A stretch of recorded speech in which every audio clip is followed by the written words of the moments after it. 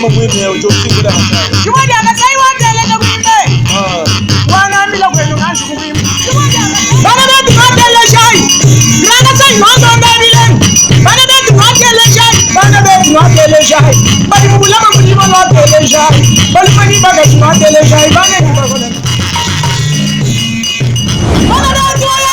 ne manquer aucune de nos vidéos, abonnez-vous sur Diboudia Kassai. Mesdames et messieurs, bonjour, bienvenue sur notre chaîne Diboudia Kassai. Très content de vous savoir très nombreux à ce moment en train de nous suivre à travers le monde, bien sûr. Aujourd'hui, je veux parler sur ce que le président de la République, Fachi, a fait au Kassai, mais que vous ignorez. Ce que Fachi a fait au Kassai, mais que vous ignorez. C'est ce que je veux parler aujourd'hui. Mais avant toute chose, je voudrais vous demander de vous abonner sur notre chaîne. Je vous demande aussi de partager cette émission avec vos amis et dans vos groupes respectifs. Ce que Fachi a fait, mais que vous ignorez. Pendant quelques minutes, je vais vous dire ses réalisations au Kassai oriental. Premièrement, je vais vous dire que le président de la République n'est pas un dieu. Il n'y a que Dieu qui peut dire que quelque chose existe. À l'immédiat, ça va exister. Comme il l'a fait pendant la semaine de la création. Que le soleil soit le soleil fit, que ceci soit ainsi de suite jusqu'au dernier jour. Le Kassai oriental ou l'espace Kassai, c'est un milieu qui n'avait pas connu le développement depuis l'époque coloniale. Donc les Belges, quand ils sont venus au Kassai, ils n'ont pas construit comme ils l'ont fait à Kinshasa, à Kisangani, à Lubumbashi et dans d'autres grandes villes du pays. Le Kassai, c'était une région considérée comme étant minière. Mais il y avait des gens là-bas qui y vivaient. Après un temps, le président qui est venu au pouvoir, Kasavubu, s'est intéressé à ce que vous connaissez. Le président Mobutu, quand il est venu, il a trouvé le Kassai dans l'état qu'il était. Il a fait ce qu'il pouvait aussi faire à son niveau, mais ce n'était pas suffisant parce qu'à l'époque de Mobutu, ce que vous ignorez est qu'au Kassai oriental, on ne pouvait pas construire une maison à 2 niveaux. C'était strictement interdit. Je veux bien que vous puissiez me comprendre. À l'époque de Mobutu, c'était strictement interdit au Kassai de construire une maison à 2 niveaux. Et c'est comme ça que le Kassai est resté sans maison à 2 niveaux ou à étage. Le Kassai a évolué dans les conditions que vous connaissez sous Mobutu. Mobutu est parti. Kabila père prend le pouvoir. Quelques mois plus tard, il a des problèmes sérieux avec les rebelles dans l'est de la République démocratique du Congo. On les secoue par les belligérants. Kabila tente la Gécamine. Il n'y avait pas d'argent là à la Gécamine. C'était presque en berne. Le président Laurent Désiré Kabila tourne les yeux à l'Amiba qui produisait vers les années 97. L'Amiba qui exploitait, et je vous dis, c'est une parenthèse que j'ouvre très vite. L'Amiba, c'est les poumons économiques du Kassai. Quand je parle du Kassai, je vois toute la région. Parce qu'il y avait même Mibakino, c'est-à-dire l'Amiba qui avait une extension à Kinshasa. Et quand l'Amiba a fonctionné, elle était en mesure de verser sur le marché par mois au moins 6 millions de dollars. 6 millions de dollars par mois au Kassai. Et on n'en vient pas ailleurs. Ce que vous ne connaissez pas. Je referme la parenthèse. Et en 97, Kabila devait alors, en tant que président de la République, faire face à la guerre qui sévissait à l'est de la République. Je disais que la GECAMI ne produisait presque pas. Kabila a tourné les yeux à la MIBA. L'État congolais a commencé à exploiter la MIBA. Toute la production de la MIBA était consacrée à l'effort de guerre dans l'est de la RDC. Parce que nous sommes un seul peuple. Lorsque un bras est malade, l'autre doit soigner. Et c'est comme ça que la MIBA l'a fait sous l'égide du président Mosé Laurent Désiré Kabila. Effort de guerre. Toute production, effort de guerre. Mais dans l'entretemps, je veux bien que vous puissiez m'écouter. Cet effort de guerre faisait que toute la production était consacrée là-bas, mais sur place, rien ne restait. Pas seulement rien n'est resté, sur place aussi, on ne prévoyait pas comment remplacer les engins, comment réparer les engins qui sont dans un mauvais état, bref, comment acheter d'autres engins plutôt. Et c'est comme ça que la MIBA au jour d'aujourd'hui n'a pas d'engin depuis cette époque, vers les années 98. La MIBA n'a pas d'engin. Comment voulez-vous que cette MIBA puisse fonctionner parce qu'elle n'a pas d'engin? Et c'est le début du commencement de la misère des Est-Kassaïens et des Kassaïens.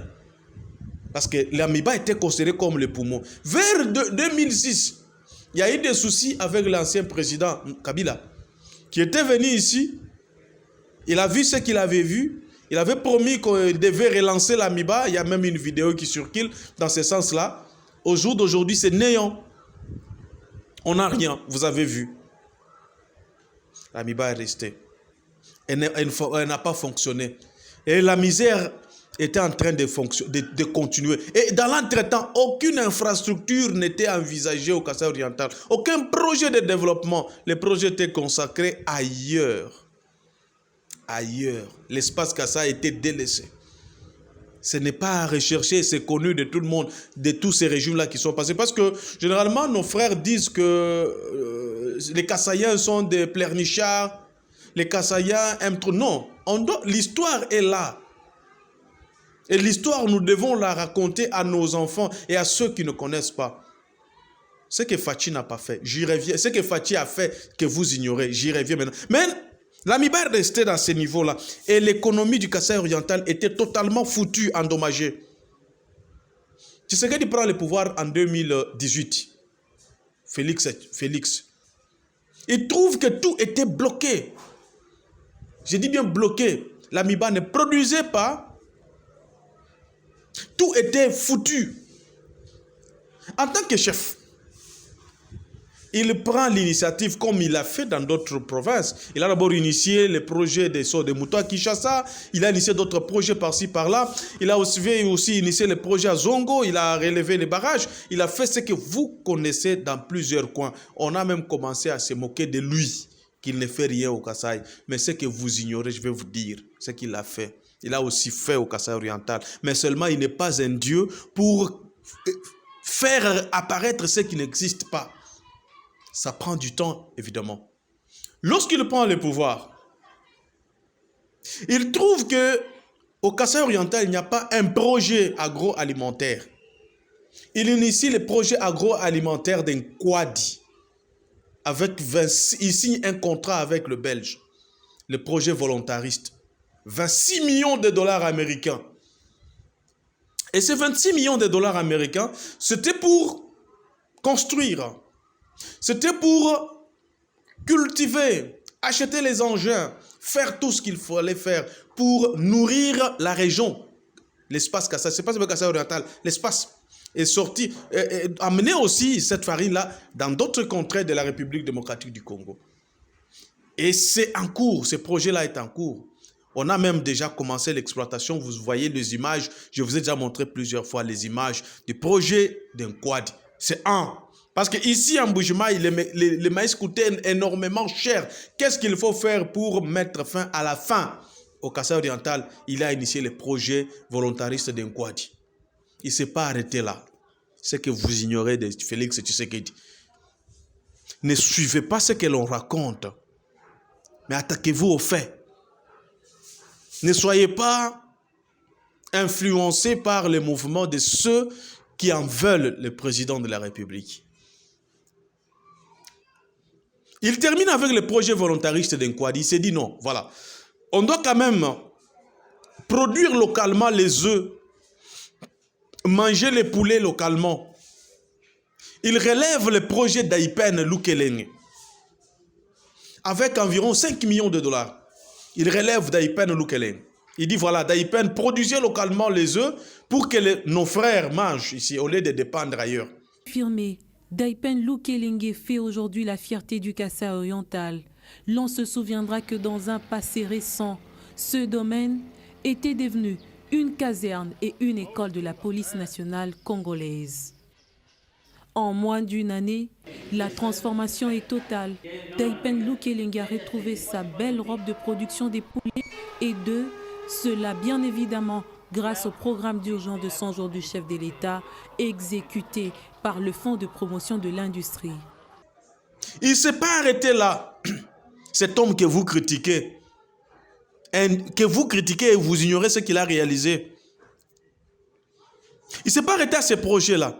Il y avait des petits soucis de panne technique courant, parce qu'on n'a pas du courant au Kasaï oriental. Hein? Ça, il faut le dire. Le courant n'est pas un courant industriel.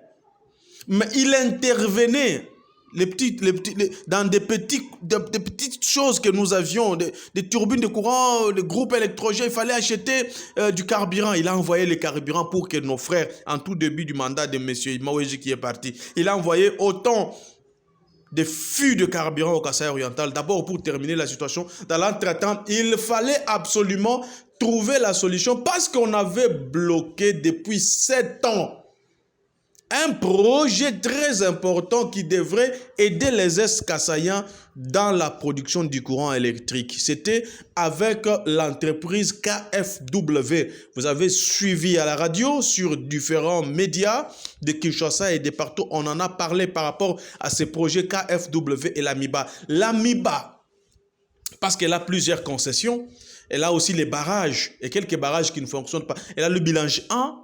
Le bilan J2, ce sont des barrages de l'AMIBA. Certains barrages ne fonctionnent pas, notamment le bilan J2. Depuis 7 ans, c'est une information que je vous passe d'ailleurs, on avait demandé à l'AMIBA qu'elle puisse transmettre les registres des propriétés à l'État congolais pour qu'on exploite ces barrages-là et aider les Est-Kassaïens. Il y avait toujours des blocages. Non, non, vous voyez, politique dedans, etc. Mais sous Tshisekedi, cette information est neuve.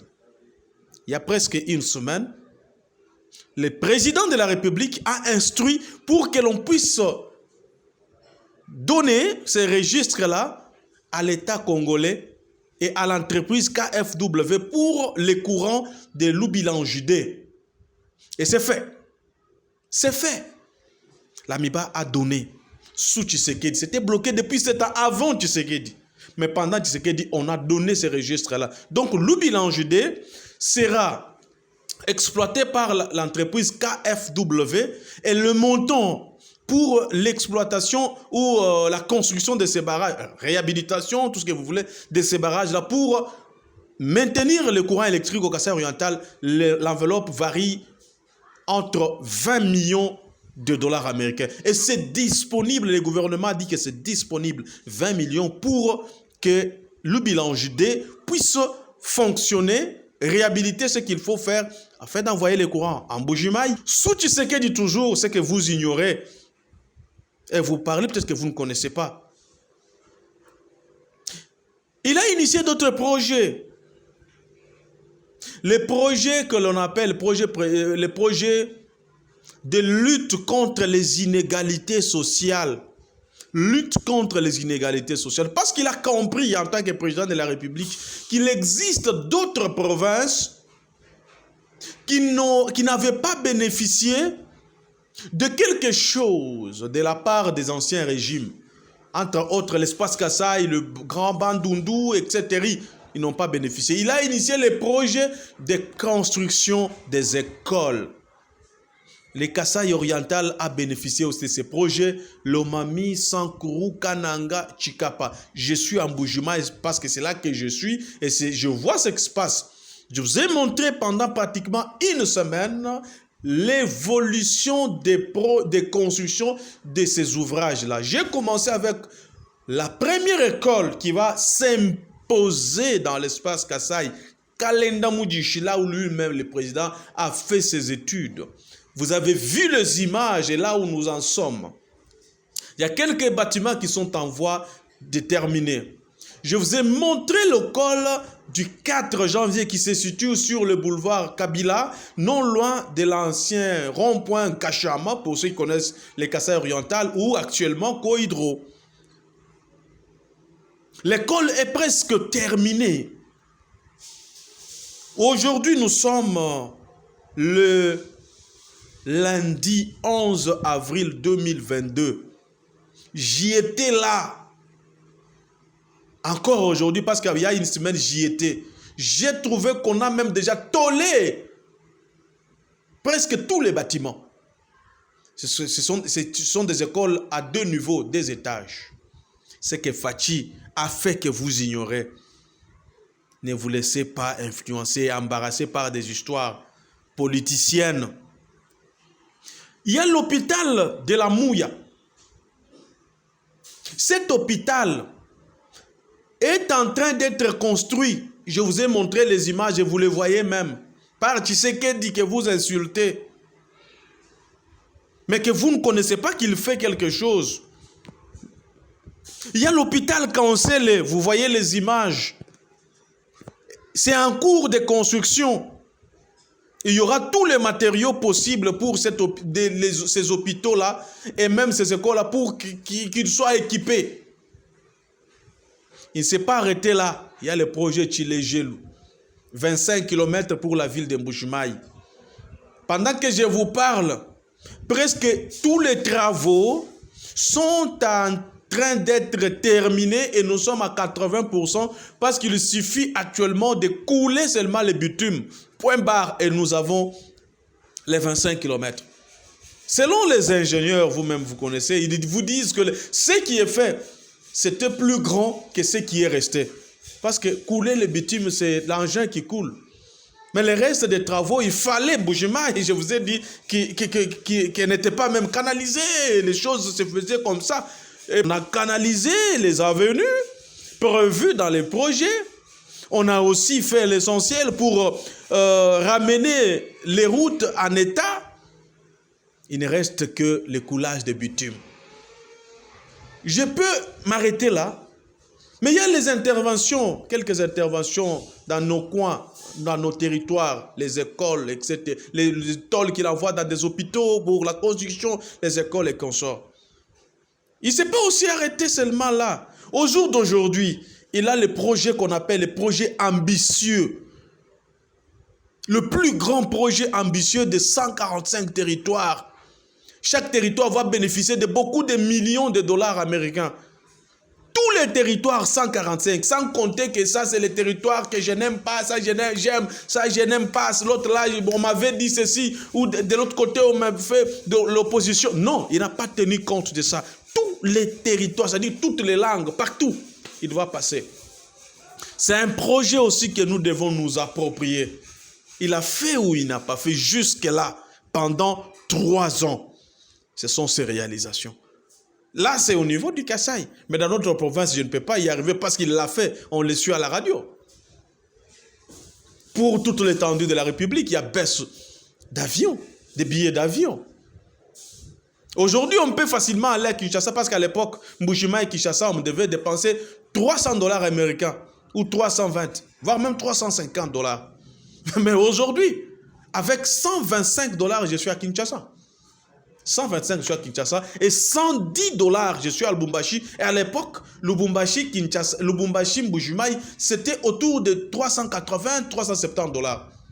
Mais avec $110, je suis à Lubumbashi. 125, je suis à Kinshasa. Il n'a pas fait ou il n'a pas fait? Il l'a fait pendant 3 ans.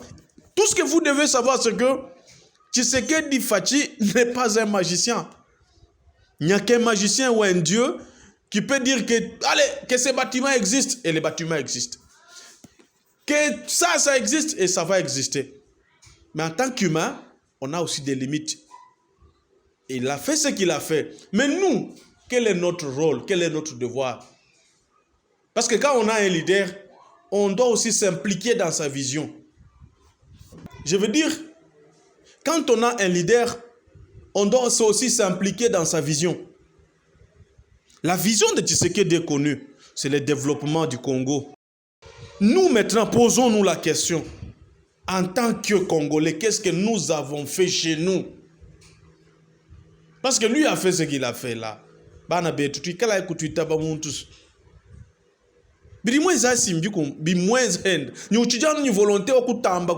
que lui-même, malgré ce que je vous ai cité, quand il est arrivé, il a dit, bon, je sais que je ne vais pas toucher les sociales, même s'il l'a fait.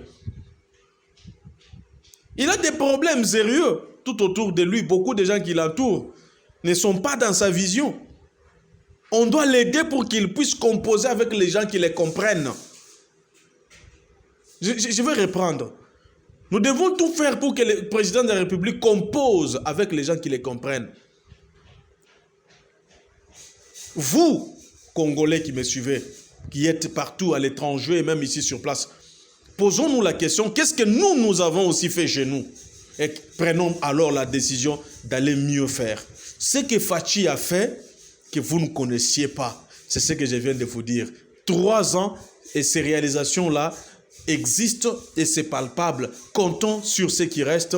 Avec l'aide du Seigneur, je crois que nous allons arriver au bon port. Merci et à la prochaine.